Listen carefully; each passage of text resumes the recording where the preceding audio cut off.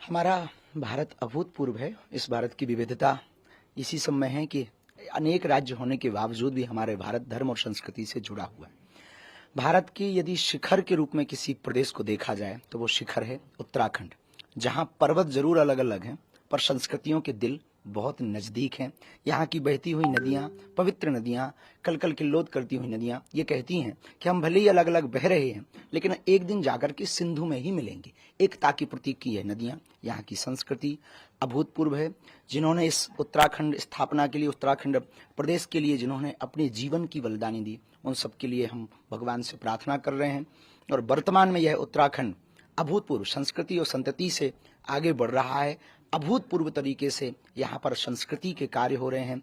देवभूमि है, यहाँ कंकड़ कंकड़ ही शंकर शंकर है, जहाँ पर देव भाषा, देव चर्चा, हर पहाड़ केवल पर्वत की दृष्टि से नहीं देव दृष्टि से देखा जा रहा है। यहाँ के वृक्ष केवल वृक्ष की दृष्टि से नहीं वनस्पति की दृष्टि से देखे जा रहे हैं। यहाँ के पत्थर केवल पत्थर की दृष्टि से नहीं शंकर की दृष्टि से देखे जा रहे हैं। ऐसा प्रदेश है हमारा उत्तराखंड।